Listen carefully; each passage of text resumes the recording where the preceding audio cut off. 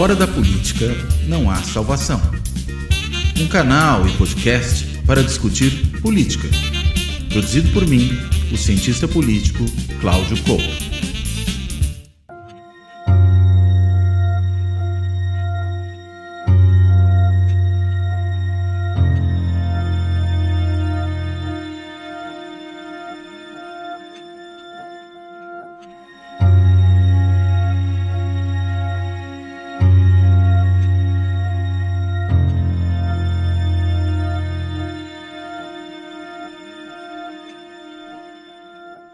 Olá, este Fora da Política não há salvação vai tratar da violência com que a polícia de São Paulo tem agido nos últimos tempos. A gente pode dizer, aliás, desde pelo menos o início do governo Tarcísio de Freitas. E claro, quando falo em últimos tempos, eu estou pensando aqui numa mudança de violência dessa polícia, que claro, tem um histórico de violência que já é muito antigo. A polícia de São Paulo não está tão fora desse ponto de vista do padrão de outras polícias no Brasil, que são muito letais, né? O Brasil é conhecido pela sua altíssima letalidade policial. Mas não só São Paulo tinha, comparado com outros estados, como Rio de Janeiro, como a Bahia, um índice menor de violência, sobretudo de letalidade policial, como esse número vinha caindo nos últimos tempos. Desde, pelo menos, a implantação das câmeras corporais, ainda durante o governo do João Dória, a gente foi tendo uma queda dessa letalidade policial. E, no que entra o governo Tarcísio de Freitas, existe não só um discurso de descontinuar essa política de uso de câmeras, mas também de ter uma série de ações por parte da Polícia Militar Paulista que simplesmente acontecem sem que as câmeras sejam ativadas ou sequer estejam no uniforme dos policiais. E um discurso de que, a rigor, isso é ruim. O Tarcísio, durante a sua campanha, falou que a câmera é ruim porque ela inibe o policial. Mas inibe por quê? O que vai estar sendo mostrado pela câmera que inibe o policial e, segundo ele também nessa fala, ajuda o bandido? Afinal de contas, qual é o problema da câmera? Ela deveria ser uma proteção, mostra, olha, o policial agiu corretamente, tanto que isso pode ser filmado e pode ser mostrado. Enfim, outras polícias, mundo afora, têm adotado isso, polícia de Nova York, que é uma polícia também de baixa letalidade hoje, mas não foi no passado, ela também adota as câmeras corporais. Para que descontinuar esse tipo de coisa? Mas não é só isso que tem acontecido. A gente tem visto também nas operações que a polícia tem feito, especialmente as operações que se fizeram na Baixada Santista, no Guarujá, na Cidade de Santos, ali nos municípios do entorno, a chamada Operação Escudo, que ocorreu logo após o assassinato daquele policial Cosmo, que estava ali com a polícia entrando numa área ali controlada em boa medida pelo crime organizado. E, mais recentemente, você teve uma nova operação da polícia, a operação chamada de Operação Verão, e as duas somadas chegaram a 96 mortes. Eu digo duas, mas elas são quase que uma continuação da outra. Elas acontecem no mesmo lugar, pelas mesmas razões, com o mesmo tipo de justificativa, ou seja, são quase que duas fases da mesma operação. Isso coloca essas operações no seu grau de letalidade, no número de mortes que foram produzidas, atrás apenas do massacre do Carandiru, aquele em que 111 detentos foram assassinados pela Polícia Militar quando entrou lá durante o governo do Fleury, governador Fleury em São Paulo à época. Enfim, por que essa mudança, afinal de contas, no período recente?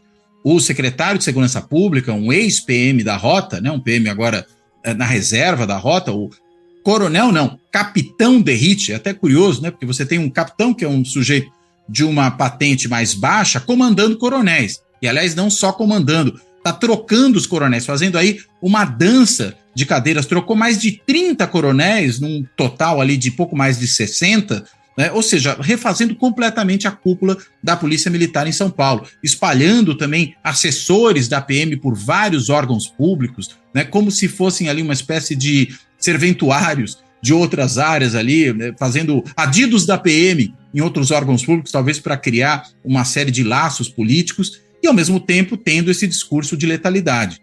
Um discurso que, veja, é feito pelo capitão Derrite, pelo secretário de Segurança Pública, que também é deputado federal, e foi, inclusive, licenciado do cargo de secretário votar a lei de que acaba com a saidinha das pessoas que estão no sistema penitenciário.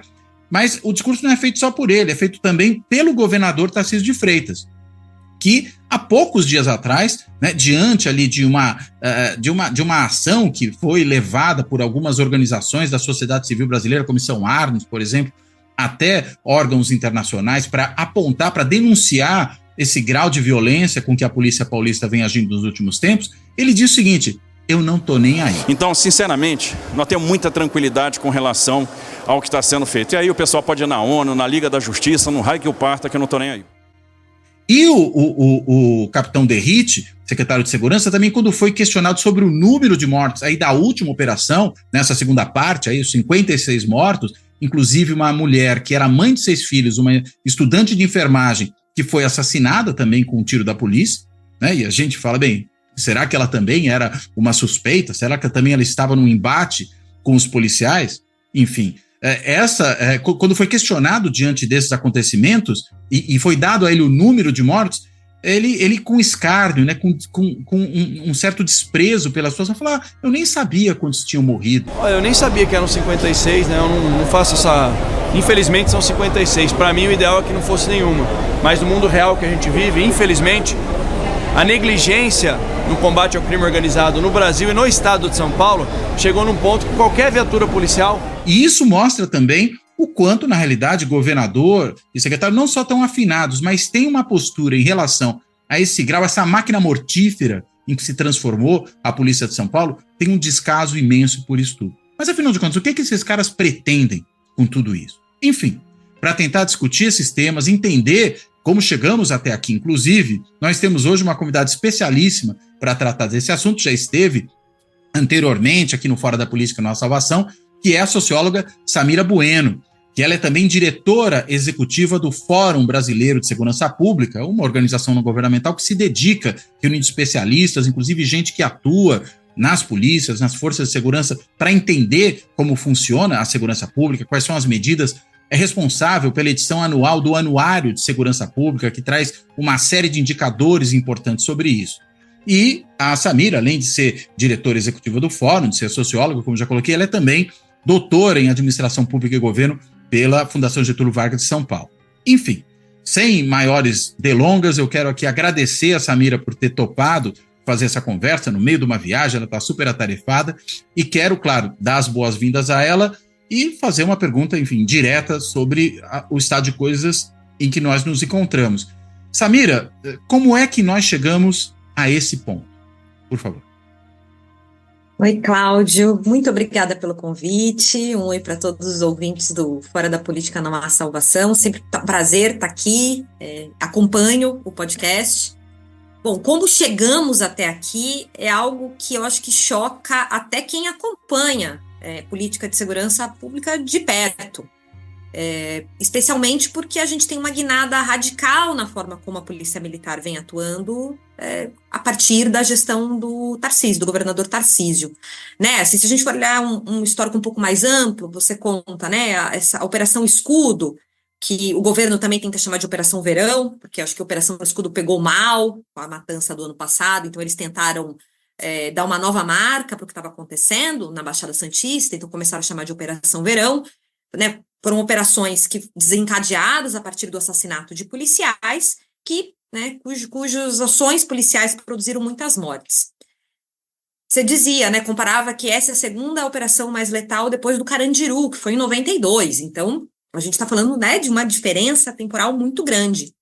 E se a gente pode dizer que, né, o padrão de uso da força da Polícia Militar sempre teve problemas, a gente também precisa destacar que a Polícia Militar de São Paulo, especialmente ao longo dos últimos 20 anos, avançou muito do ponto de vista da profissionalização da tropa, de formação, de procedimentos, de protocolos, de definição de regras. Então, você tem procedimentos e regras para definição do efetivo no território, para blindar isso de influências políticas. Você tem procedimentos muito precisos em relação ao uso da força, né? O difícil é fazê-los ser implementados, mas esses procedimentos existem. Então, colocam a Polícia Militar do Estado de São Paulo num lugar em que ela, né, há muito tempo vinha sendo vista como a mais profissional polícia militar do país. Quando o João Dória assume o governo do Estado, em 2019, ele, na campanha, ele estava muito vinculado ao Bolsonaro, veio com o discurso do Bolsodória e veio com o discurso, né, por sua vez, muito parecido com o do Bolsonaro, de que bandido bom é bandido morto, que ele iria construir, ele falou que ele ia criar as rotas do interior, que são os BAEP, né, são batalhões operacionais, de unidades táticas, que atuam de uma forma muito parecida com o que faz a rota. E, enfim, esse era o slogan dele, e, de fato, em 2019, a polícia matou muito, né? Assim, cumprindo com o que era esperado a partir da campanha, ela correspondeu às expectativas. Só que a gente tem uma mudança, a gente tem algo que acontece ali no primeiro ano do governo Dória que é uma vignada, é uma mudança de chave, né? Bom, isso no campo da segurança pública, que é o caso de Paraisópolis. Só uma pergunta, por que é isso que eu ia justamente falar. Foi aquele evento de Paraisópolis que deflagrou essa mudança de rota, né? Exatamente. Em dezembro de 2019, você tem uma ação desastrada da Polícia Militar na comunidade de Paraisópolis, que, enfim, para dispersar um baile funk, os policiais, num procedimento extremamente equivocado, né, mas, enfim, não foi um erro, foi proposital o que eles fizeram, eles encurralaram adolescentes e jovens, e a gente teve vários adolescentes e jovens que morreram pisoteados por conta dessa ação da polícia que prendeu todo mundo num espaço, né, numa rua que não tinha saída. Nesse mesmo ano, já tinha uma ação civil pública impetrada pelo Ministério Público do Estado de São Paulo, que pedia a condenação do Estado por conta da violência policial, né, solicitava que a Polícia Militar implementasse câmeras corporais, câmeras nas viaturas, uma ação civil pública muito robusta, de mais de 200 páginas, perpetrada por um procurador de justiça, o Eduardo Valério. E esse parece que, enfim, 2019, no final de 2019, a gente tem essa mudança de chave do governo Dória, né? Então, em 2020, a polícia, no início do ano, continua matando muito, e quando a gente chega em abril, já no início da pandemia de Covid-19, né, então, todo mundo dentro de casa, em abril de 2020, a gente tem o mês mais letal da história da Polícia Militar, desde quando a gente tem estatística no início dos anos 90. Então, a polícia, em abril de 2020, matou mais de 100 pessoas num único mês. Aquele é o momento que o Dória, né, ainda impactado, né, sob o trauma 4 meses antes do que tinha acontecido do Paraisópolis, muito criticado pela imprensa, um caso que repercutiu muito, né, entendeu que precisava segurar a tropa. Ele faz uma troca no comando geral e começa a implementar uma série de medidas focadas no controle do uso da força. Dentre as quais, uma delas, né, uma das mais importantes, foi o anúncio do programa Olho Vivo, que incluiu, né, que instalou dispositivos de câmeras corporais no fardamento dos policiais. Isso não era uma novidade no Brasil, a Polícia de Santa Catarina, por exemplo, já usava há alguns anos as câmeras corporais. Hoje, nos Estados Unidos, 4 em cada 5 policiais utilizam câmeras corporais. Então, é algo que é absolutamente natural em democracias pelo mundo. Nos Estados Unidos, quase todas, vamos lembrar, os Estados Unidos são polícias municipais, mas quase todas e todas as grandes polícias já usam câmeras corporais. Na Inglaterra, as polícias usam câmeras corporais. Enfim, na França, todos os países considerados como democráticos hoje, né, do mundo anglo-saxão, já adotam as câmeras corporais há mais de uma década. Então, a Polícia Militar de São Paulo, introduzindo um programa como esse, foi algo muito importante. E aí, Cláudio, tem uma coisa que explica tanto o sucesso do programa como o motivo, que tudo indica, que o programa incomoda tanto o Tarcísio Derrite. O Dória estava tão, enfim, mobilizado com o que tinha acontecido, e existia um grupo de oficiais dentro da Polícia Militar, né, um grupo de oficiais muito legalistas, que já estavam há 10 anos estudando câmeras corporais, já tinham tido algumas iniciativas de programas piloto que não tinham funcionado. Então, você tinha ali já todo um acúmulo técnico por parte da PM sobre quais seriam as exigências técnicas de uma câmera para que funcionasse. E aí eu estou falando de coisas muito simples, porque, assim, né, para quem está nos acompanhando, não conhece o dia a dia da polícia. O policial, eventualmente, ele vai ter que pular muro, ele se joga no chão. Então, um dos problemas que tinha tido num programa piloto em São Paulo era a presilha que segurava a câmera.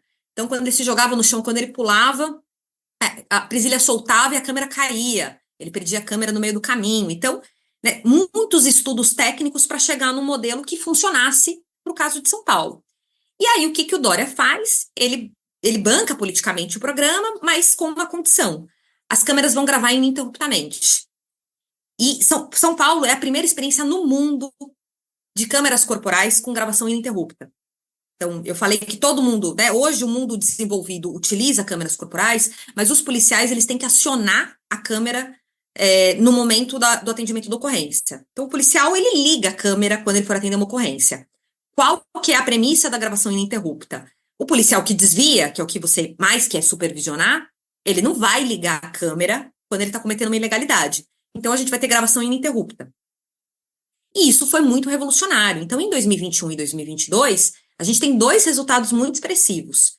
Uma redução da ordem de 70% das mortes por intervenções policiais nos batalhões que implementaram as câmeras corporais e o menor número de policiais assassinados no horário de trabalho da história. Ou seja, que eu estou falando aqui, não só reduziu as mortes provocadas pela polícia, mas também reduziu as mortes dos policiais, que eram vitimados em operações.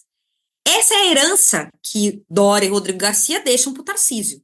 Só que Tarcísio, o mundo bolsonarista, derrite quando se elege, né, em 2018, assume em 2019 como deputado federal, já se elege com uma plataforma de bandido bom e bandido morto, ainda não tinha essa aproximação com a família Bolsonaro, né, alguém daqui de São Paulo, era do grupo do Coronel Telhada, né, quando ele foi para a rota, o Coronel Telhada era o comandante da rota, ele é padrinho de braçal de rota do Telhadinha, que é o filho do Coronel Telhada. Então ele vinha desse mundo que era também um mundo muito bandido bom e bandido morto para quem vive em São Paulo. Eles herdam esse programa, que era um programa que vinha funcionando. A gente tem uma pesquisa recente do Datafolha que mostra que 88% da população da capital aprova, né, o programa e que vinha rendendo ótimos frutos. Agora, esse é o tipo de programa que só é bom para quem não tem nada a esconder. Se você quer uma polícia truculenta, se você quer uma polícia corrupta, se você quer uma polícia que desvia, você não quer uma câmera que grave ininterruptamente o turno de serviço desse policial. Então, eles começam a desconstruir o programa. Por um lado, com discurso, então é promessa de campanha. Quando vem a pressão da imprensa ou do mundo político, o Tarcísio recua, então ele acaba não rescindindo o contrato com a Axon, que é a empresa que oferece o serviço aqui em São Paulo, mas na impossibilidade naquele momento de acabar com o programa, eles vão desconstruindo internamente. Então, o que a gente viu, né? Como chegamos a isso e por que a gente tem tantas mortes na Baixada Santista? A gente tem visto, por exemplo, que muitos dos casos envolvem a Rota. E a Rota foi um dos primeiros batalhões que teve instalação das câmeras corporais. Mas os policiais simplesmente não estão utilizando a câmera. Quando estão utilizando, eles colocam, eles colocam alguma coisa para obstruir a imagem, para impedir a gravação. Ou eles só iniciam uma operação quando acaba a bateria e eles forçam para que a bateria acabe antes do horário do fim do turno, para poder ir com a bateria descarregada. Então, uma série de estratégias. Infelizmente, eles encontraram mecanismos que, enfim, as empresas de tecnologia sempre vão ter que ficar atentas, porque é a história do gaming, né? Quem está na ponta sempre vai buscar um jeito de burlar. E eles foram encontrando mecanismos para tentar burlar o funcionamento da câmera. Então, como ela não desliga, eles dão um jeito de esperar descarregá-la ou descarregá-la à força para fazer a operação e aí não ter nenhuma captação de imagens. Então, na prática, o programa continua existindo porque as câmeras estão na rua, estão com os policiais, mas a tecnologia, ela só vai funcionar se você tiver, né, por supervisão e controle por parte do comando. Então, a tecnologia por si só, ela não vai resolver o problema do uso da força. Ela só vai ajudar se você tiver uma instância superior que vai fazer uma revisão amostral aleatória dessas imagens para revisar cotidianamente. O programa previa isso no protocolo, o sargento tem que olhar não sei quantas horas de imagem para ver se não tem nenhum tipo de desvio, enfim, você tem uma série de dispositivos que deveriam ser implementados que foram sendo descontinuados porque o Derrite e o Tarcísio querem uma política, querem mais do que isso, querem uma polícia que faça o que está fazendo hoje, né, que seja uma máquina mortífera. Agora, Uma coisa que eu queria entender, né? Você tem essa, vamos dizer, desconstrução de todo o programa numa base, enfim, muito parecida com o que o governo Bolsonaro, né, fez a desconstrução de várias políticas públicas, né? Você não precisa mudar a lei, você não precisa nem sequer, como você colocou, descontinuar um contrato. Você simplesmente vai tomando medidas no âmbito administrativo que vão sabotando a política. E aí tornam essa política uma política inviável. A gente não tem como responsabilizar essas autoridades que, vamos dizer, claramente estão fazendo isso, porque, veja, quando o secretário de segurança ou o comandante da corporação permite que os policiais não usem as câmeras ou que eles sabotem as câmeras, né, falar em sabotagem de novo, para poder fazer operações de forma ilegal, né, de forma violenta, truculenta, até mesmo letal, me parece que você tem uma intencionalidade aí muito clara de esconder malfeitos, né? Não há nenhum mecanismo de responsabilização? Bom, esse nível de responsabilização diz a nossa Constituição que cabe ao Ministério Público, né? Que faria o controle externo da atividade policial e, inclusive, recebe os inquéritos da Polícia Civil e vai decidir se arquiva ou denuncia os policiais envolvidos nessas ações letais. Então, o Ministério Público tem um papel fundamental no sentido de, enfim, frear a Polícia Militar. E aí a gente tem dois problemas, né? O primeiro que no país inteiro, a gente tem uma enorme debilidade e fragilidade por parte do Ministério Público no que diz respeito ao controle da atividade policial, né? Isso quase inexiste.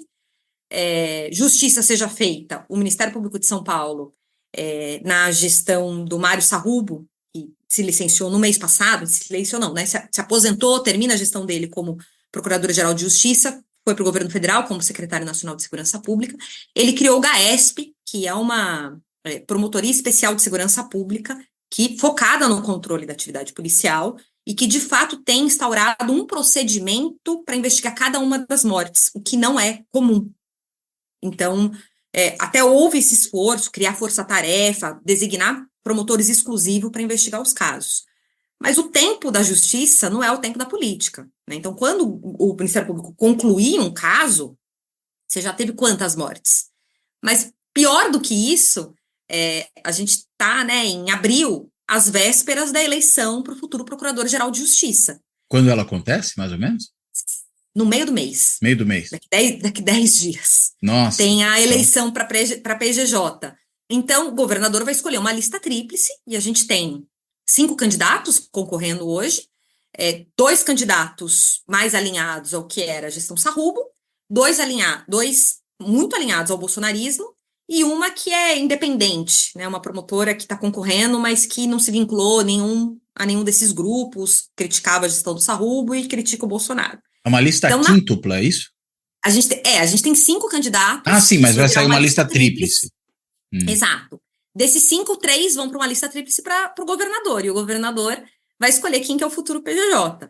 Então, a dúvida a gente pode prever o que vai acontecer? A gente pode criar alguma expectativa? Eu tendo a acreditar que o Tarcísio não vai escolher nenhum promotor Procurador-Geral de Justiça que vai gerar problemas para ele, ou que vai querer controlar a polícia, ou que vai querer, tá muito disposto a denunciar policiais.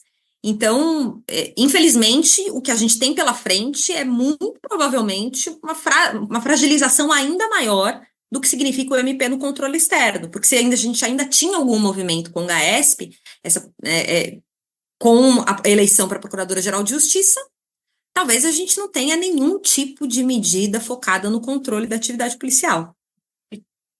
Agora, uma outra coisa que tem chamado a atenção é a recente substituição por parte do secretário de Segurança Pública de um monte de coronéis, né? Você tem 63 coronéis ao todo, ele trocou 34 dos 63, é muita coisa, né? O que ele pretende com isso? Qual é o sentido de uma troca dessa natureza? Né? E mais, né, só para emendar uma pergunta na outra, além do sentido que uma troca dessa pode ter, quais são os efeitos disso no próprio funcionamento da polícia? Porque eu imagino que você trocando tanta gente, mais da metade dos coronéis de uma vez, e até você falou, né, que tinha tido lá um conjunto de coronéis que tinha começado a fazer os estudos das câmeras corporais há um bom tempo. Eu imagino, posso estar aqui imaginando coisas, que é muito provável que dentre os que foram postos foram aposentados compulsoriamente agora, deve haver vários desses que estavam trabalhando em cima do programa das câmeras. Não sei se eu estou errado, se eu estou delirando. Né? Você pode falar um pouco dessas coisas? Você está certíssimo, infelizmente. Bom, acho que está muito claro que o grande objetivo do DERIT é um nível de controle político sobre a polícia militar que não tem precedentes. A gente nunca viu isso acontecer em São Paulo da forma como tem acontecido. E é curioso, porque quando o DERIT, né, o nome dele começou a circular como um dos cotados para ser secretário de segurança, eu mesma fui procurada por alguns veículos e na época eu falei, gente, isso é impossível. Né? Eu não acreditava que seria possível que ele virasse secretário de segurança, porque o DERIT é um capitão, e ele é um capitão porque você sobe um posto automaticamente quando você vai para a reserva. O DERIT ele era tenente, ele estava no primeiro posto do oficialato, quando ele se candidata à eleição, ele é eleito deputado federal e ele vai automaticamente para a reserva, então sobe um. Então veja, de um mundo militar em que hierarquia é uma coisa que importa muito, é uma humilhação para um coronel, né, ter ordens de um capitão.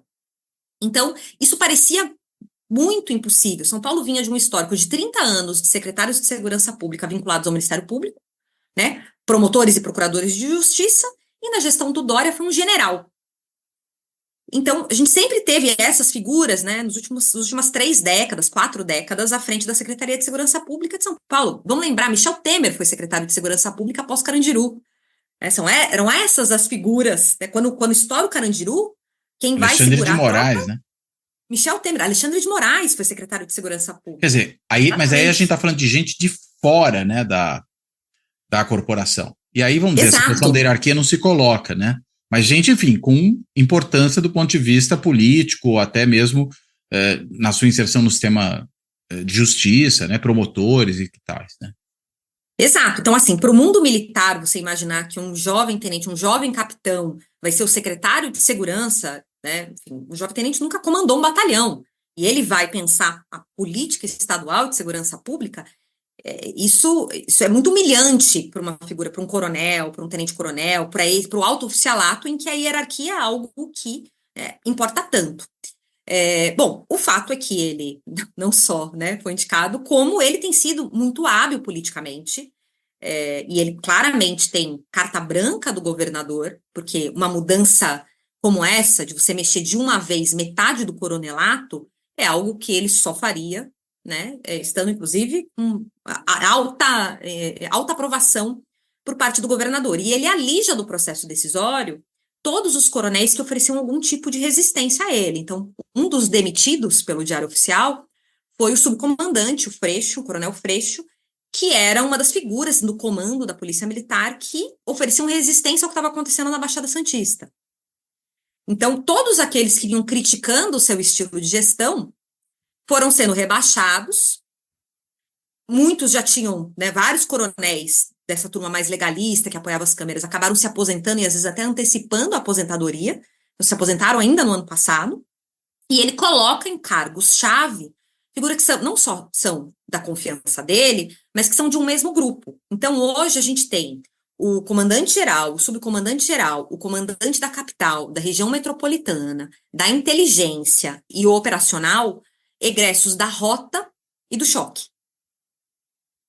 Então, a gente está falando que todos os cargos estratégicos são pessoas que pensam da mesma forma e que vêm do mesmo lugar. E quando eu falo que eles vêm da rota e do choque, eu não estou querendo dizer que eles são despreparados, muito pelo contrário, porque os oficiais que atuam no batalhão de choque são altamente treinados, têm uma formação diferenciada. O grande problema é que o choque ele existe para controle de distúrbio civil, para a rota, quando foi criada, para, né, perseguir terroristas. Então, a gente está falando de um tipo de trabalho de alta periculosidade que vai ser mobilizado para lidar com situações de calamidade. E aí, o que ele parece que ele está fazendo? Ele está implementando esse jeito de trabalhar do choque no patrulhamento ordinário. Então, todo mundo, né, você coloca à frente de todo o patrulhamento ordinário gente com esse perfil, e você vai garantindo que todo mundo começa a fazer o mesmo. Então, a gente tem, né, quase uma centena de mortes na Baixada Santista nessas duas operações, mas a gente também tem crescimento do número de policiais assassinados. Uma coisa interessante, quando a gente fala da rota, o último policial de rota que havia sido assassinado em horário de serviço tinha sido no ano 2000. E o Derrite, em 6 meses, o Derrite conseguiu matar 2 em 6 meses, o soldado Reis e o soldado Cosmo. Então, a gente tem o soldado Reis é assassinado e tem a primeira Operação Escudo, no ano passado. O Reis foi o primeiro, na verdade. O Cosmo foi o segundo. O Reis foi o primeiro. E o Cosmo foi o que morreu agora, em fevereiro, no início de fevereiro. 2 policiais de rota assassinados em um período de 6 meses no horário de trabalho, algo que não acontecia há 23 anos. Você percebe que essa política, essa máquina mortífera da PM também está vitimando os policiais, inclusive os policiais que estão no que é considerado dentro da polícia, na tropa de elite. Só que isso acaba dando margem, né? Quando você faz esse libera geral, você está dando margem para que todo tipo de ilegalidade aconteça. Então, nós temos, por exemplo, episódios recentes, como uma criança de 5 anos que foi baleada na zona sul de São Paulo, porque os policiais resolveram perseguir um carro suspeito e começaram a atirar. A gente tem o caso de um cadeirante que é agredido a pontapés pela uma unidade da Rocan. O filho dele tinha sido abordado pela Rocan, supostamente teria rolado ali um desacato. Esse menino entra dentro de casa, os policiais invadem a casa sem mandado. E pior, né? Quando o pai tenta interferir na situação, o que vocês estão fazendo na minha casa atrás do meu filho? Ele é agredido, primeiro com pontapés e depois o policial joga um armário em cima desse senhor que é cadeirante. Então, esse é o perigo de você implementar e dar carta branca para o policial que está na ponta fazer o que ele quiser. Porque ainda que a gente considere que uma minoria esteja mais aderente a esse discurso e queira, de fato, apertar o gatilho, o fato é que uma minoria numa organização de mais de 80 mil pessoas... É muita gente. Pode fazer é muita gente. Né? Que seja 1%, é muita gente que pode produzir muita morte. Agora, uma outra coisa, né? Você falou essa história do liberou geral, né? Eu automaticamente, quando vejo isso, penso naquela situação que os estudiosos do fenômeno das milícias no Rio de Janeiro apontam, que é o seguinte, né? Você teve, acho que no governo Marcelo Alencar, aquela polícia que foi incentivada a matar. Então você, na realidade, dava um certo prêmio para policiais que matassem em serviço. É um negócio surreal. E aí o resultado é que o nível de assassinatos produzidos pela polícia naquele contexto cresceu muito. Resultado, virou uma moeda de troca com a criminalidade a questão do matar ou morrer. Ou seja, se você não quer morrer, é fácil, me pague alguma coisa. Né? É um pouco plata ou plomo, que nem do Escobar, só que no sentido oposto, né? Não é o seguinte, eu te dou opção, ou você morre ou você aceita a propina. Não, ao contrário, ou você me dá a propina ou você morre. É uma versão que parece que é até piorada daquela que o Pablo Escobar adotava, e pior, né? Adotada por policiais. E, em grande medida, o que esses estudiosos apontam é que a milícia surge, em boa parte, por isso, né? Porque você tem uma polícia que tem um incentivo a se corromper com base na ameaça de assassinato das pessoas, sejam eles criminosos ou não, né? A gente não corre o risco de um fenômeno parecido em São Paulo, ou seja, de trazer uma milicianização para a polícia paulista também? Certamente, corre esse risco. E digo mais, a gente já correu esse risco antes e foi algo que foi interrompido pelo Mário Covas quando virou governador. Se a gente for pensar o que era a Polícia Militar de São Paulo nos anos 80, início dos anos 90, a gente não tinha uma política como a do Rio de Janeiro no final dos anos 90, que era a remuneração faroeste, não dava bônus salarial para quem matava, mas dava medalha. Né? Eu, quando fiz a minha pesquisa da tese de doutorado, eu entrevistei policiais sentenciados por homicídio no Romão Gomes, e muitos deles mais velhos, se orgulhavam de ter, né, medalha, porque mataram, contavam que passavam um esmalte branco no coldre da arma, porque cada listra era uma morte, então quanto mais listrada, mais corajoso era esse policial. E, então, assim, a gente também já vivenciou isso em São Paulo, mas o Mário Covas, quando virou governador, ele, no primeiro dia de mandato dele, ele cria a ouvidoria de polícia, né? E ele traz José Afonso, que era um jurista, legalista, para ser secretário de Segurança Pública, e alguém que enquadrou as polícias. Ele interrompeu algo que naquele momento podia ser uma milicianização também. Talvez a nossa história teria sido muito similar à do Rio de Janeiro se não fosse Mário Covas. Vamos lembrar, a gente teve Cabo Bruno. O que era o Cabo Bruno? Se não alguém que matava por dinheiro. Um policial que nas horas vagas matava por dinheiro porque os comerciantes pagavam. Espécie de Adriano da Nóbrega ou de... Enfim, Exato. matador de aluguel, né?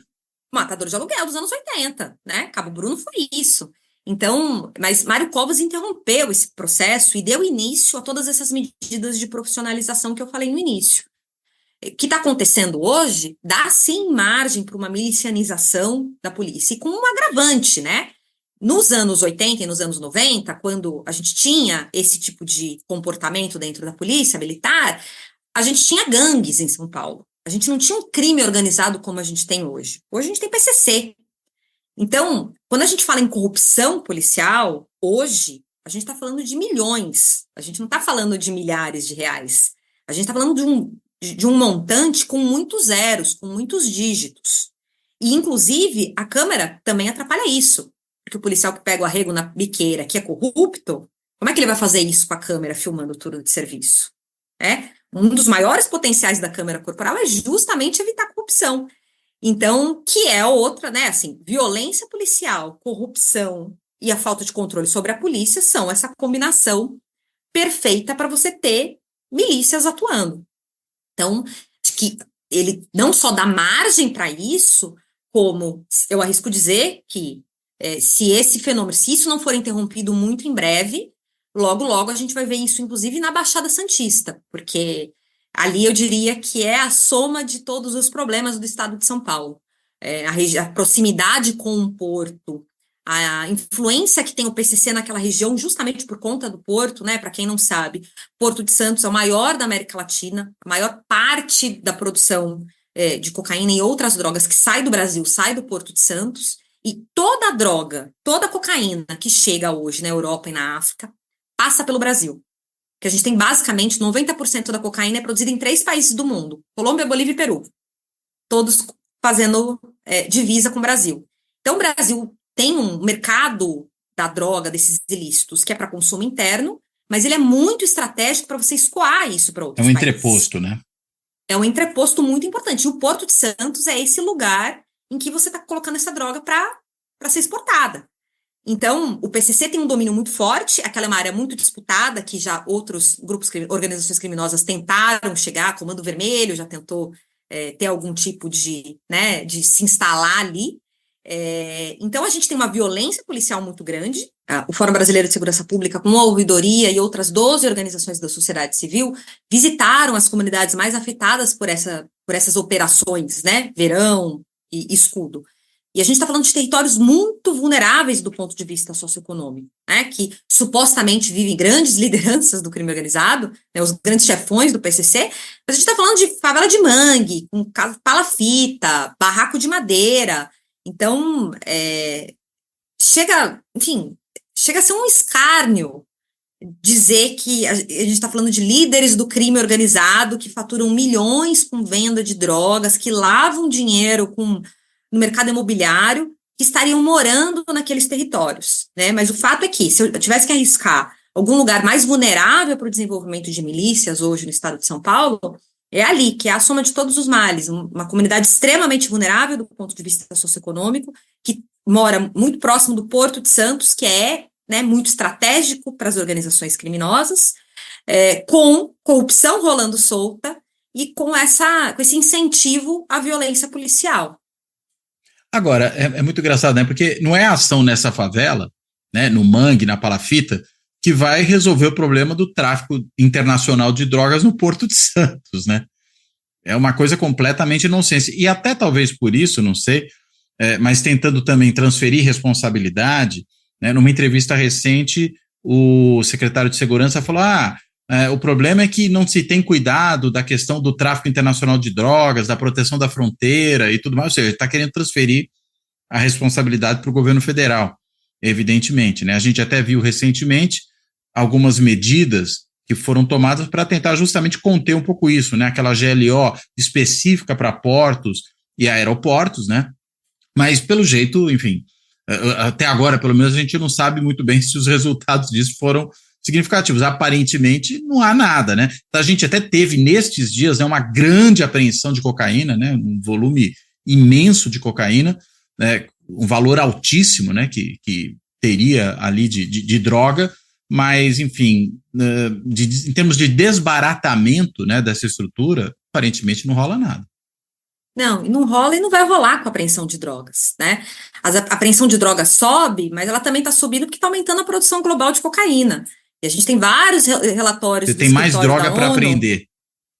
Sim, a gente está falando de um aumento da produção da ordem de 30%, segundo o relatório da ONU, né, do ONODC, o Escritório para Crime e Drogas. Então, você está produzindo mais droga, está circulando mais droga, você apreende mais droga. Então, chega a ser ingênuo. Acho que no limite eles sabem disso, né? Mas vende-se essa ideia para o eleitor, para a sociedade, de que você, enfim, apreendendo droga, ou você matando um sujeito que tinha não sei quantos pinos de droga no bolso, ou que estava com crack, você está combatendo o crime organizado, você está, né, combatendo as drogas. Se o suspeito tem droga no bolso, você prende. Né? Ele está com um ilícito no bolso, ele está com uma arma no bolso, ele está com uma droga no bolso, você prende. É isso que se faz, é isso que diz a nossa legislação. Né? Não tem pena de morte aqui. E mesmo nos países em que pena de morte existe, o réu tem, né, direito à ampla defesa. Tem, né? O devido processo. Né? Tem o devido processo legal. Então não existe isso, você chegar e você decide quem vive, quem morre, porque você não gostou do moleque. O moleque é preto, porque o moleque é favelado, porque o moleque usa determinada roupa, ou porque você sabe que ele circula com o pessoal que usa droga, ou porque ele teve uma passagem criminal, que isso é uma outra coisa que a gente viu, né? Muitos dos mortos têm passagem criminal, que é inclusive uma forma de justificar a ação. Agora, como é que a gente resolve o problema do crime organizado? Não vai ser apreendendo droga nessas comunidades periféricas da Baixada Santista, né? A gente está falando que é um negócio que envolve milhões, que está infelizmente, muito entranhado na política e que só vai começar a ser desmantelado se a gente pensar em como é que a gente persegue o dinheiro, é o tal do follow the money. Então, você precisa de investigação, inteligência, inclusive com parcerias com COAF, Receita Federal, para você... Como é que eles estão lavando dinheiro? Né? Esse dinheiro todo do tráfico. A gente sabe como é que esse dinheiro está sendo lavado. Por que a justiça não está atuando nisso? Por que a gente não bloqueia contas de lideranças do crime que estão lavando dinheiro para o PCC, para o Comando Vermelho, para todas as outras organizações criminosas? A gente está falando de tantos milhões de reais que chega a ser ridículo pensar que matar um moleque com 10 pinos de cocaína no bolso é um duro golpe para o crime organizado, sabe? É absolutamente ridículo o papel que o secretário de Segurança Pública e o governador fazem com esse tipo de discurso, porque é tão irrisório aquilo diante do tamanho do problema, mas, enfim, né, eles foram eleitos com essa plataforma, infelizmente. Eles estão jogando para a galera porque o que eles pretendem? Por um lado, você mencionou até a pesquisa que mostra que a população apoia o uso das câmaras corporais. Por outro, a gente tem uma pesquisa recente feita na Baixada que mostra um aumento da popularidade do governador Tarcísio de Freitas justamente no período em que ocorreram essas ações mortíferas da polícia ali, né? Que até, enfim, depois se você quiser falar também um pouco disso, parece ter muito mais a ver com operações de vingança em relação à morte dos policiais, né, uma retaliação coletiva que se faz à população que vive naquele lugar, do que propriamente, inclusive, aos criminosos, né, você pune todo mundo que está pela frente, atira em qualquer um que viva naquele lugar, do que uma ação que, vamos dizer, vise desbaratar o crime implantado naquela região, enfim, para vingar mesmo, falar, quem mata policial, a gente depois volta aqui e mata 50 vezes mais, né? No fundo, é disso que se trata. Você matou 56, morreu 1, é quase 60 vezes mais. Então, a proporção parece que é um pouco essa.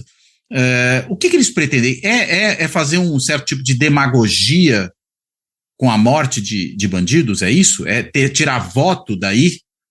O que se busca, afinal de contas, com esse tipo de coisa? Eu acho que também, né? A gente sabe que uma parcela da população de fato apoia esse tipo de medida, esse tipo de método, esse tipo de discurso, senão Bolsonaro, inclusive, não teria sido presidente por 4 anos, então tem ali um discurso eleitoral que pega. Eu confesso que eu tenho minhas dúvidas do quanto isso, se as pessoas refletirem sobre o assunto, do quanto elas aderem tanto a esse tipo de iniciativa, né? Por que eu estou falando isso? Um colega meu contava que a companheira dele recebeu uma ligação, esses trackings do governo, de avaliação do governo, e uma das perguntas era: você apoia a Operação Verão de combate ao crime organizado na Baixada Santista? Bom, eu super apoio o combate ao crime organizado. Você é contra? Que a pergunta é formulada de forma capciosa, né? Então, assim, eu sou super a favor de combater o crime organizado, né? Mas eu não sou a favor que isso signifique que a polícia vai fazer uma matança. Então, eu acho que tem ali algumas nuances que precisam ser consideradas. Acho também que a população de São Paulo vive hoje uma situação muito ruim de insegurança, de medo do crime e da violência, né? As pessoas mudam os hábitos dela, porque elas não podem mais sair com o celular, porque elas vão ser roubadas. Você vai correr na rua, você não pode levar o celular, você tem que ter um celular só de banco, porque senão você vai levar o golpe do Pix, você não pode andar pelo centro da cidade, porque você vai ser importunado por algum dependente químico. Então, assim, né, a Cracolândia se tornou um grande problema da capital. Então, quando você tem essa sensação de insegurança, esse medo permanente, permeando o dia a dia da população, é claro que isso vai beneficiar soluções autoritárias, né? Porque o medo está por trás disso. Você não quer saber como é que a polícia vai resolver, mas você espera que a polícia resolva, porque você está com medo, porque a dona Maria trabalha o mês inteiro e parcela em 10 vezes um celular, é roubada dentro do ônibus, né? O seu João, que acorda às 5 da manhã para pegar ônibus, ele tem o salário dele roubado quando ele vai sacar no banco no final do dia. Então, é disso que a gente está falando. Esses crimes, especialmente os patrimoniais, não são algo que atingem só classe média ou os ricos. A gente está falando que a população mais vulnerável do estado de São Paulo sofre cotidianamente com roubo e com todas as formas de violência. E aí é evidente que isso, né, eu quero que resolva o problema. Né, se vai matar, se não vai matar. Se estão dizendo que isso vai resolver o problema, então que seja. Embora, se resolvesse, a gente seria o país mais seguro do mundo, né? Porque já se mata tanto, há tanto tempo, a polícia é tão letal no Brasil, a gente devia ter o padrão de violência de Portugal ou da Suíça, né? Isso não só não resolve, como eu acho que, de algum modo, também faz uma certa cortina de fumaça para o fracasso dessa gestão. Assim, do ponto de vista dos indicadores criminais, é uma gestão que deu errado, que tem se mostrado incompetente. Então, a gente tem crescimento exorbitante de todas as formas de violência contra a mulher, crescem estupros, crescem feminicídios, crescem as agressões, a gente tem um crescimento exponencial dos roubos de carga na Baixada Santista, a gente tem crescimento dos roubos e furtos de celulares. Então, a gente está falando de muitas das modalidades criminais que justamente geram essa sensação de insegurança, que atingem a população comum, estão crescendo. E aí você fala que não, mas é porque essa política está totalmente focada no enfrentamento ao crime organizado. Você cria esse grande monstro, né, que é quase uma coisa etérea. Quem que é o crime organizado? O que é essa coisa de crime organizado? E aí, se o policial que está ali na ponta está resolvendo, e se ele morrer, está tudo bem. Porque no limite é isso que eles estão fazendo. Se a gente for olhar o número de policiais mortos no último ano, 1 ano e 3 meses, eles... Vai lá, cara. Vai lá, e se você morrer, sinto muito... Se bobear, nem seguro vão pagar para a família. Então, é muito triste, porque os policiais também estão perdendo com isso. Não é só a sociedade, que especialmente a que vive nesses territórios, que está sendo muito afetada, está sofrendo com isso. Os policiais, um dado que eu lembrei agora, 2023, a gente teve o maior número de suicídios entre policiais militares da história. Primeiro ano do governo Tarcísio.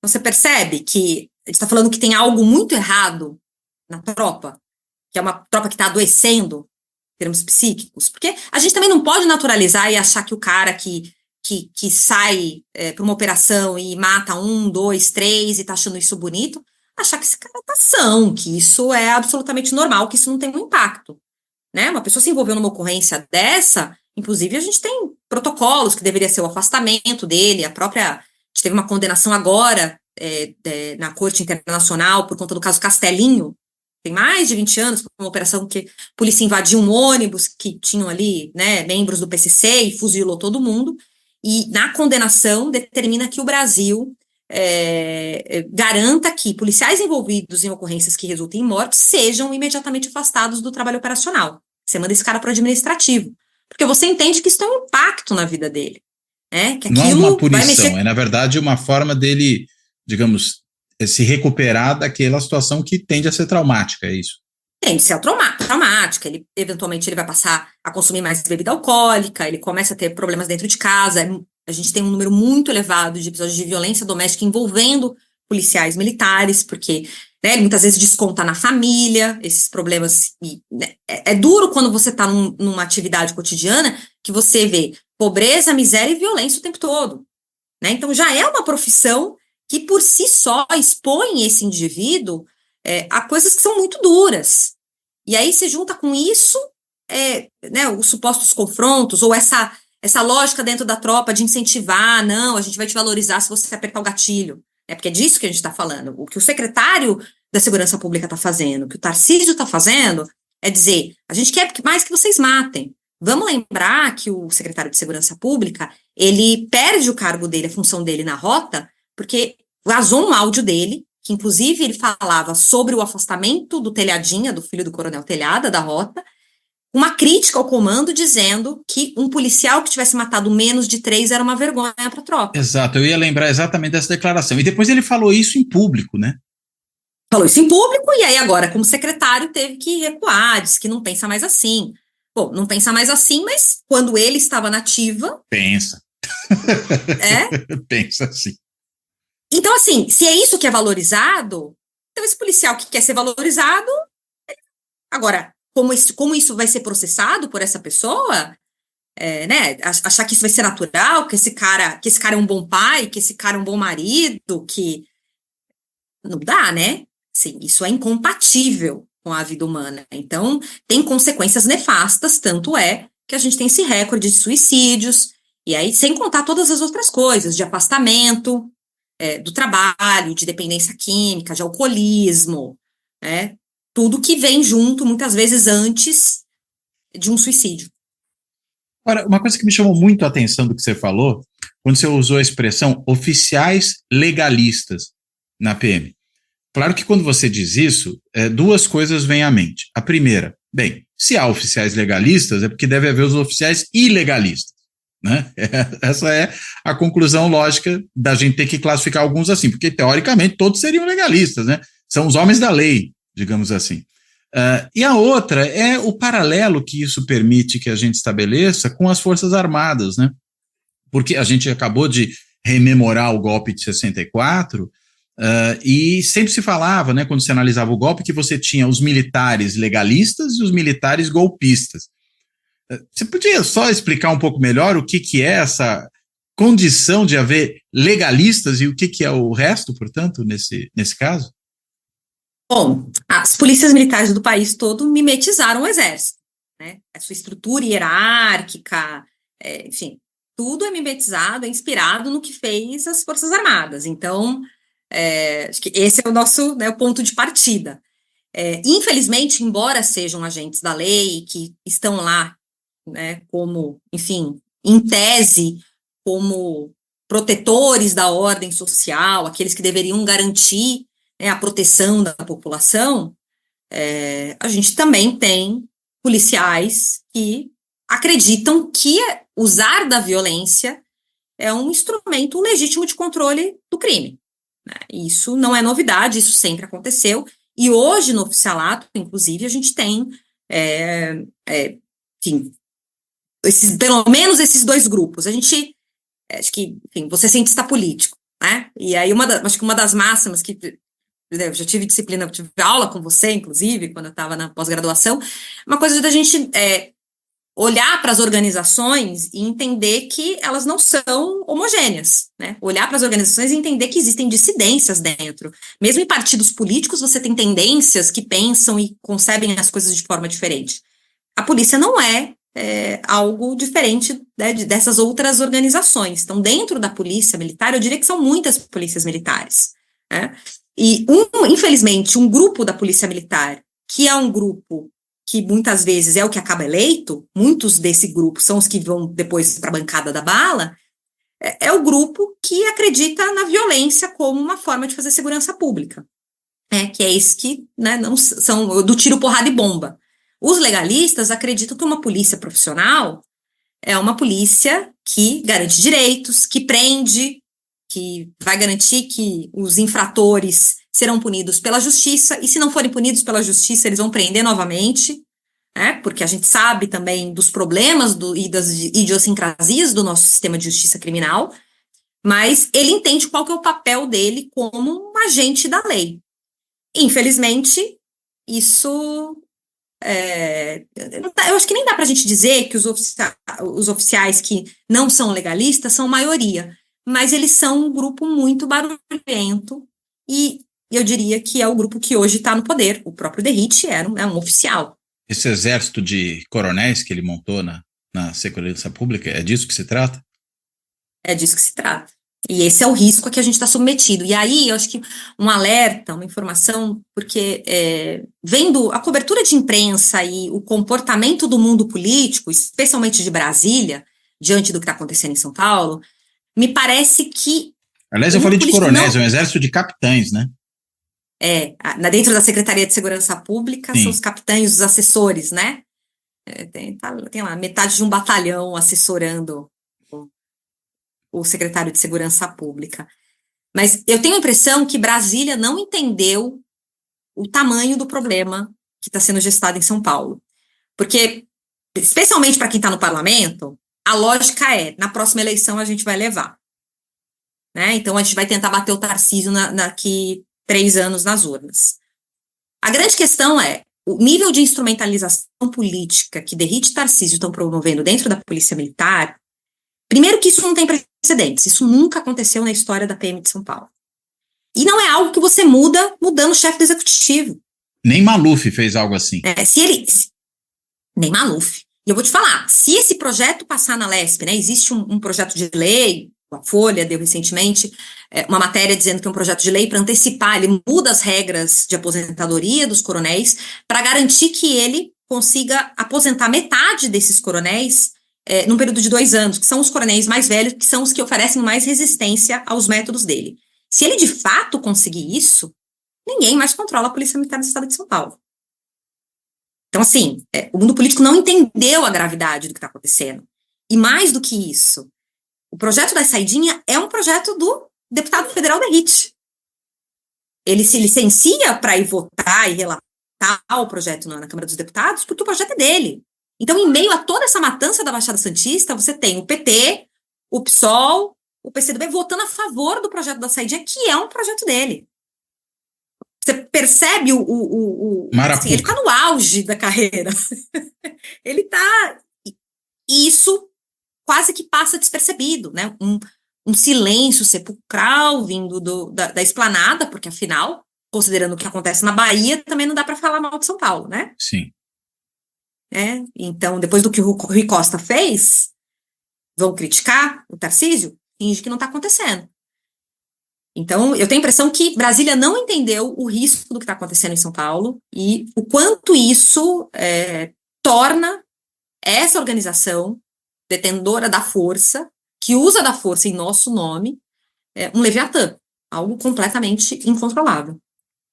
Quer dizer, você tem o exército de capitães dentro da secretaria, né, nesse conjunto de ações, mas pelo que você está me falando, tem um exército de coronéis também, que, enfim, está produzindo um instrumento que não é só no sentido de promover eleitoralmente o capitão Derrite, né, mas é mais do que isso, né, é ser um instrumento, sei lá, de embate armado no campo político, é algo assim? Eu acho que é autônomo. Quer dizer, ninguém segura esse monte. A polícia militar quer ser autônoma. E ela já tem muita autonomia, mas ela quer ser cada vez mais autônoma. E com essa nova lei orgânica das polícias militares, isso tende a piorar? Ajudar não vai. A gente batalhou bastante para que essa lei, enfim, instaurasse mais mecanismos de controle e de procedimentos, e enfim, né? Também não conseguimos, o governo também apoiou o projeto que foi aprovado. A gente tem alguns poucos avanços, né? Veta, por exemplo, o estabelecimento de cotas para ingresso de mulheres, né? Tinha tetos com limitação de mulheres no ingresso dos concursos de várias polícias militares. Então, assim, a gente tem alguns avanços, mas tem também seus riscos. Tinha ali um parágrafo muito complicado que, enfim, acabou caindo no meio do percurso, que era, inclusive, acabar com a figura do secretário de Segurança Pública, né? Rio de Janeiro fez isso. Sim. Você tem o secretário da Polícia Civil e o secretário da Polícia Militar, né? Não parece que está funcionando muito, né? Mas isso estava na lei orgânica. Saiu. Porque eles querem responder direto para o governador, né? Claro. Bem, aí a autonomia é ainda maior, né? Autonomia ainda maior. Então, esses coronéis hoje, eles estão respondendo para o DERIT e estão fiéis ao DERIT, porque o DERIT está sendo útil politicamente, né? Também não são ingênuos, não são pessoas que são leais ao capitão DERIT. Eles entendem que isso é uma forma deles moldarem e colocarem a organização no lugar que eles querem estar e do que eles querem fazer. O DERIT vai passar, a Polícia Militar fica. Né? O que o DERIT vai ser daqui a um tempo? O que está por trás disso tudo?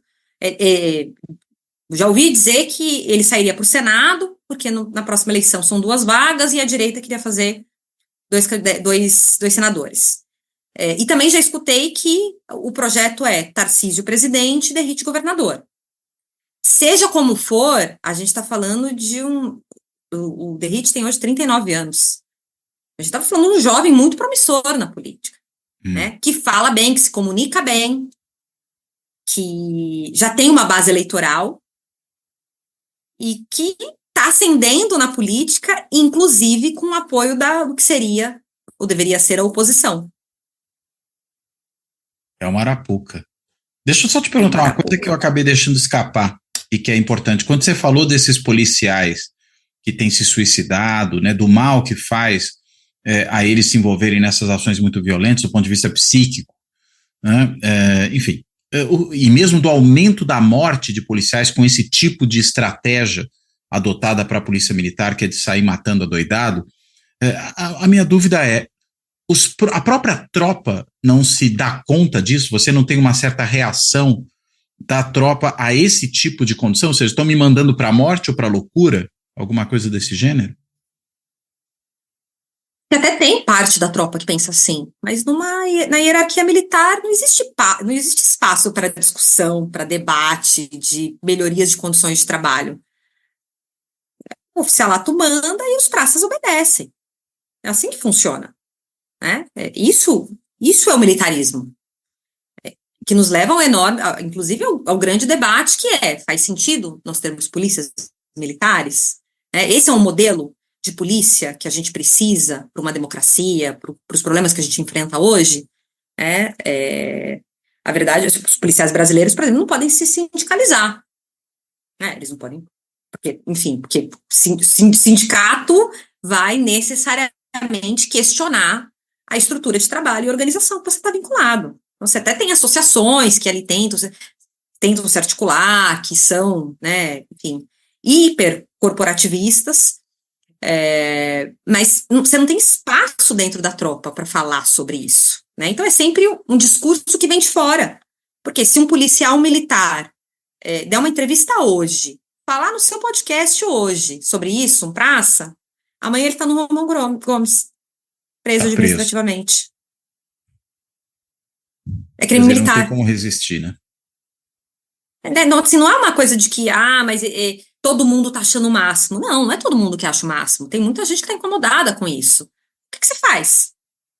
E você é um servidor público, então você continua a sua vida, porque daqui a pouco muda o governador, muda o secretário de Segurança Pública e você vai levando. Sim. Infelizmente é disso que a gente está falando. Mas com efeitos deletérios por algumas décadas. Assim, está acontecendo em São Paulo, não é algo que vai mudar daqui 3 anos com mudança de governo. É algo com o qual a gente ainda vai lidar por muitas décadas. assim como a gente lidou com o legado do que foi a ditadura. O que fizeram com a polícia militar nos anos 60 e nos anos 70 é algo com o qual a gente lidou até muito recentemente, para não dizer que a gente lida até agora, né? Porque elas permaneceram intocadas. Nos anos 90, quem eram os coronéis dos anos 90? Eram os policiais formados na ditadura, né? Que do dia para a noite chegaram e falaram: olha, agora é democracia, tem a Carta Magna aí, e vocês têm que atuar desse jeito, muda aí o padrão de trabalho. Foi isso que a gente fez. Não responsabilizou ninguém, não mudou o procedimento, não mudou o treinamento, você mudou a Constituição e disse para esse cara que ele tinha que atuar diferente. Então, todo esse esforço de profissionalização que começa com o Covas é, de algum modo, uma resposta para tentar mudar o que tinha acontecido com a polícia militar na época da ditadura. E aí a gente tem agora essa derrocada de um projeto que vinha sendo tão exitoso, e colocando em grande medida nos mesmos termos, né? Porque com outro foco. Se nos anos 60, nos anos 70 o foco eram os dissidentes políticos, agora é pobre, preto, favelado, porque o dono da Porsche foi liberado pelos policiais militares, né? A Porsche que matou um motorista de aplicativo, o jovem de 24 anos, o homicida, ele não levou tiro, nem foi para a delegacia. Não, a mamãe foi buscar. Apareceu 40 horas depois na delegacia. Quer dizer, se tivesse bêbado alguma coisa, todos os efeitos já teriam passado, né? Então, que polícia é essa? Que tá matando moleque pobre no mangue da Baixada Santista, mas libera o dono da Porsche na Zona Sul de São Paulo. Você percebe? Tem algo muito errado. Não, sem dúvida nenhuma. Tudo bem. Samira, muito obrigado por essa ótima conversa, né? Apesar do assunto ser tão difícil, né, e tão espinhoso da gente trabalhar com ele, mas eu quero te devolver a palavra para, se houver ainda algum ponto que porventura a gente não tenha abordado e você acha importante mencionar, você possa falar dele, e também, na sequência, para fazer as suas amarrações finais, por favor. Não, eu que agradeço, sempre um prazer estar aqui. Tem uma coisa que eu não mencionei, que eu acho que é super importante para quem acompanha, para ficar de olho, que é, enfim, nós, sociedade civil, estamos batalhando para que o programa das câmeras não seja enterrado de vez, e o atual contrato vence em junho. Então, daqui 60 dias, o contrato com a empresa que fornece as câmeras em São Paulo vai expirar. A Secretaria de Segurança Pública tem anunciado que vai fazer uma nova licitação, porque quer outras funcionalidades na câmera. A gente poderia passar horas discutindo o que seriam essas novas funcionalidades, porque uma delas, por exemplo, é o reconhecimento facial, que é algo muito problemático, tem muitos estudos e evidências de que do racismo algorítmico e como isso conduz o agente da lei, enfim, inclusive muitas vezes contra inocentes, né? Então, para além disso, dos problemas do que seria essa nova licitação, o fato que essa licitação nem foi aberta ainda e o programa de câmeras está para acabar.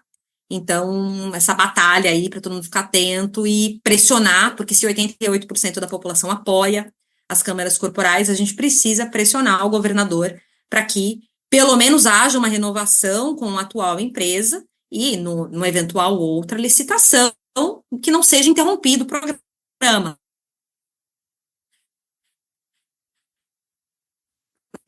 Porque acho que também existe essas tecnológicas na atual licitação que o atual contrato vai ser interrompido, então as câmeras vão ser removidas, porque afinal, né, a empresa, o que eles têm é um comodato, então, para quem não sabe, as câmeras em São Paulo, elas são locadas, elas não são da polícia militar, elas são alugadas, são locadas, então essas câmeras vão ser removidas e a gente nem tem ainda uma licitação para contratar novas câmeras, então fazer uma pressão aí para garantir que o programa não seja interrompido.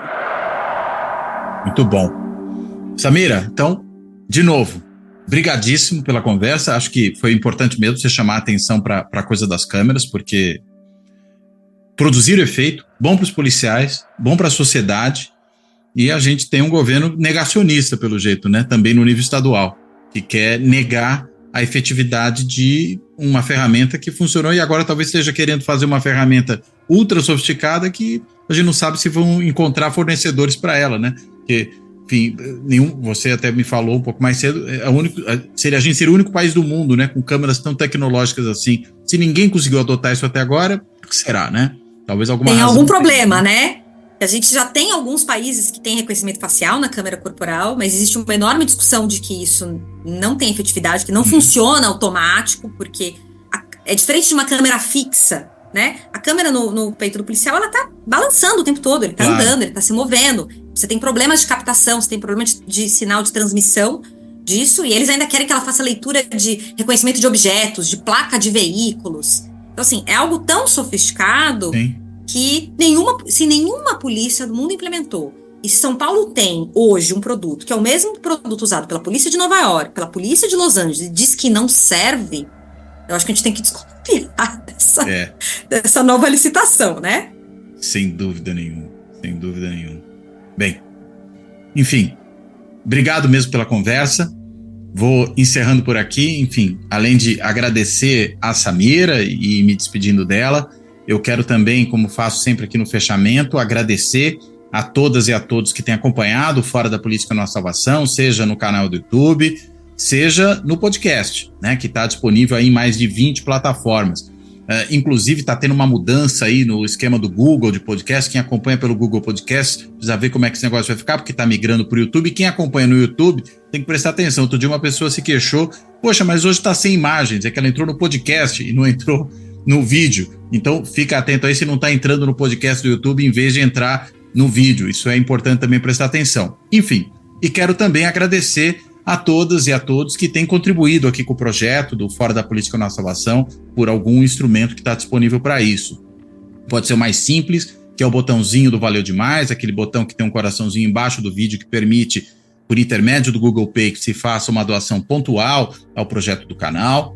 Pode ser, para quem quiser fazer uma doação continuada, né, reiterada, se inscrever no canal por intermédio do clube dos canais do YouTube, e se tornar membro do canal. É diferente de só seguir o canal do YouTube, que, né, para os alertas, né, para os avisos, só isso aí é um outro tipo de procedimento, né? Ou ainda, de forma análoga, fazer uma assinatura simbólica do canal no site de financiamento coletivo benfeitoria.com. E aí é só procurar lá no site do benfeitoria.com, que é benfeitoria.com/apoio Fora da Política Nossa Salvação. Ou ainda, né, falamos até aqui do celular e do golpe do Pix, pode fazer também o meio de um Pix, né? E a chave Pix do canal é o e-mail de contato do canal, que é contato@foradapolítica-não-há-salvação.info. Vou repetir o e-mail também para quem quiser escrever, contato@foradapolítica-não-há-salvação.info. Bem, então, dito tudo isso, reforço meu agradecimento, reforço também minha despedida aqui da Samira e me despeço também de todas e todos que nos acompanham. Até a próxima.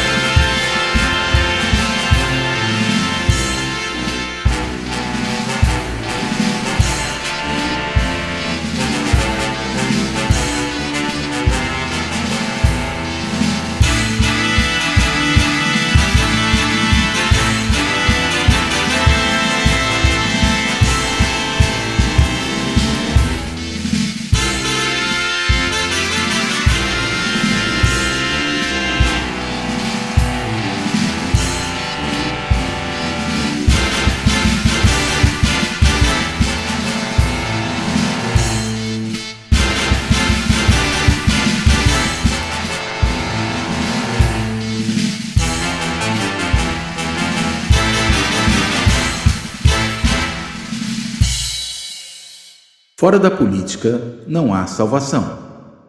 Um canal e podcast para discutir política. Produzido por mim, o cientista político Cláudio Couto.